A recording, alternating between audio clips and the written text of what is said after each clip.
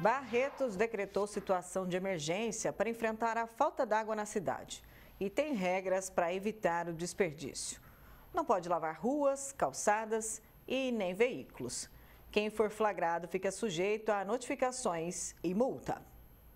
A Elaine trabalha como cuidadora numa casa no centro de Barretos. Ela conta que todos os dias falta água nessa região da cidade. De manhã falta e na parte da tarde.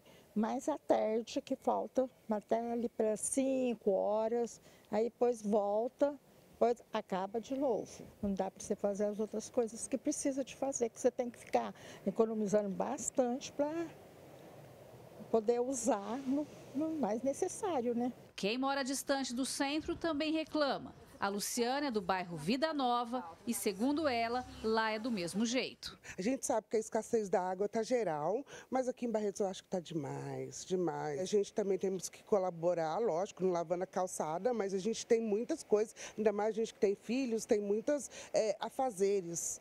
E a gente precisa da água até para sobreviver. A Associação de Defesa da Cidadania de Barretos se manifestou sobre o problema. Segundo o presidente da entidade, a falta d'água é recorrente por conta da grande quantidade de novos loteamentos e condomínios construídos dos últimos anos para cá. E não fizeram um estudo do impacto ambiental. E hoje o povo está pagando a conta. E a responsabilidade de tudo isso são dos vereadores que aprovaram esses projetos, você entendeu?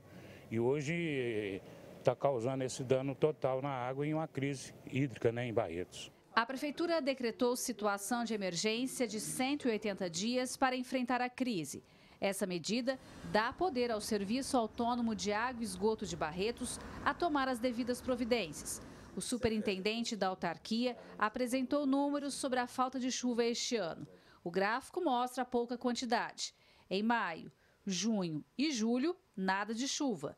Em agosto até agora, somente 3 milímetros. Houve uma diminuição da vazão das nossas captações, nós temos captação superficial e subterrânea, e ambos vêm sofrendo uma diminuição, né, em virtude da seca severa, que já está há vários meses, e o aumento da temperatura, que também bate recordes há 14 meses. A falta de água, ela ocorre em alguns locais mais, né, a gente tenta distribuir de uma forma melhor para toda a população, mas alguns locais, por dificuldades geográficas, né, onde necessitam de maior pressão, acabam sofrendo um pouco mais, né, um pouco mais agravado, e onde as pessoas passam por maiores dificuldades nesse sentido. Diante da situação, o Serviço Autônomo de Água e Esgoto de Barretos criou uma portaria para racionalizar o consumo na cidade. E tem algumas regras para evitar o desperdício.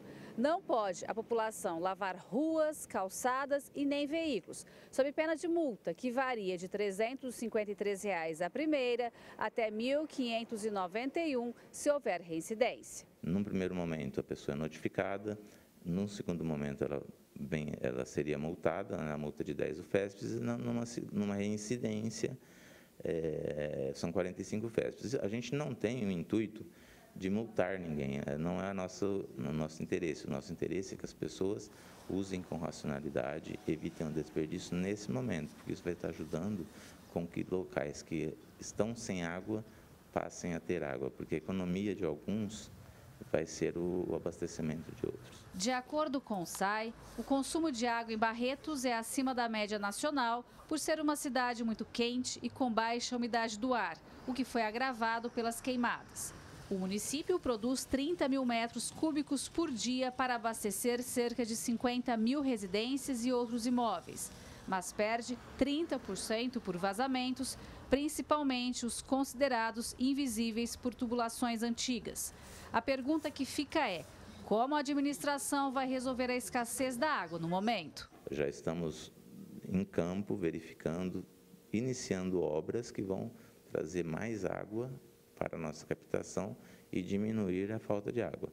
Nós estamos hoje tendo que adquirir equipamentos, nós provavelmente teremos que contratar, no caso, mais veículos para transporte de água. Então, tudo isso é possibilitado por esse decreto, que foi uma forma, né, da Prefeitura estar contribuindo, né, com o problema da crise hídrica, que é sabido por todos, que nós estamos num período de estiagem, já estamos há vários meses sem chuva, e a gente não sabe, não tem previsões de chuvas tão rapidamente. Gislene Lopes, de Barretos, para o Jornal da Clube. A Câmara de Barretos não se manifestou e a gente segue falando sobre esse assunto agora com o Gustavo Bugalho. Ele que é advogado, está no nosso núcleo de jornalismo. Boa tarde, doutor, seja muito bem-vindo. O que muda para os municípios que tomam essa medida, né, decretam a situação de emergência? Boa tarde, Ximene, a todos que assistem ao Jornal da Clube. Bom, esse decreto de emergência, ele permite ao município tomar algumas medidas, né? Entre elas, algumas medidas mais austeras de poder de polícia, como está sendo tomado. Além disso, pode funcionar como justificativa de emergência para dispensa de licitação em alguns casos, né? Além da possibilidade de se buscar, né, o auxílio do governo federal no que diz respeito à questão hídrica. Outra ação das prefeituras para evitar o desperdício é o racionamento. Lá em Barretos, não pode lavar calçada, nem veículos, sob pena de multa, né? Qual é a sua análise sobre essa medida, doutor? Bom, é um momento de medidas extremas, né? A seca, a falta de chuva, como há muito tempo não se via, faz com que tomemos medidas para que não se utilize de maneira desnecessária a água. E, infelizmente, a população ela tem que também colaborar. Muitas vezes, falta consciência de alguns cidadãos, o que leva o poder público a tomar umas medidas um pouco mais drásticas, né, como essas. Mas, doutor, por outro lado, nós devemos destacar aqui que basta as prefeituras, né, tomarem essas decisões unicamente se não pensarem na solução para a falta d'água. E é isso que falta nas atuais administrações municipais? Olha, falta nas atuais, faltou nas anteriores o pensamento a longo prazo, né? A questão da seca, embora, né, a gente fica a depender aí das intempéries, né, do clima, são coisas que ocorrem com certa frequência. Então, os municípios, eles podem tomar medidas de planejamento, inclusive o Estado, né, trouxe a ideia do Universaliza, que regionaliza a gestão, né, dos recursos hídricos, como inclusive uma das diretrizes que o Marco Nacional de Saneamento Básico e Recursos Hídricos traz, né, a gestão regionalizada e planejada, né, da água e do saneamento. Isso seria pensar também numa solução a longo prazo? Sim, é importante, né? Assim como na administração privada, o gestor público ele deve pensar na esfera estratégica, ou seja, no longo prazo, na esfera tática, que é o médio prazo, né, 2, 3 anos, e no imediato. O grande problema é que muitas vezes o gestor ele só pensa no âmbito do período de gestão, de 4 anos, né, e depois que se vire o próximo, né? E enquanto o desabastecimento não é resolvido, qual é o dever das prefeituras para não deixar faltar água para o contribuinte? Bom, a prefeitura vai precisar tomar medidas aí paliativas, né?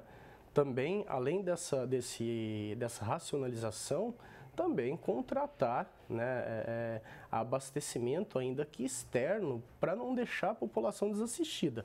Afinal de contas, a água, o recurso hídrico, ele, além de tudo, é uma questão de saúde pública, é uma questão de alimentação e de higiene pública, que está tudo envolvido, né, em melhorias das condições, inclusive até em se atingir os objetivos do milênio da ONU. E sob pena de responderem por isso também, né? Com certeza, toda omissão será castigada. O que eu quero dizer com isso? Os órgãos de fiscalização, tanto Tribunal de Contas, Ministério Público, né, Ambiental, havendo omissão, vai se apurar se há responsabilidade de algum dos gestores, de algum dos servidores, né, pela não proteção, né, da sociedade como um todo nesse aspecto. que a gestão da água é sempre um entrave, não só em Barretos, mas como toda a macro-região. Tem uma explicação?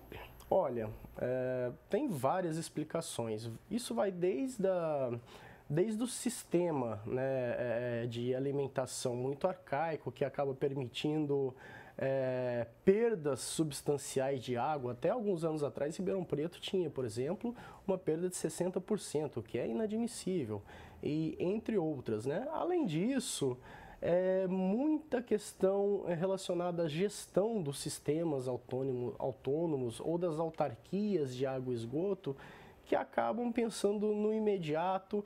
Muitas vezes não se busca desenvolvimento tecnológico, até por entraves aí de orçamento, entraves legais, né? Também. Tá certo, Gustavo Bugalho, muito obrigada pela sua participação aqui no Jornal da Clube e até a próxima. Eu que agradeço, é sempre uma satisfação e até a próxima.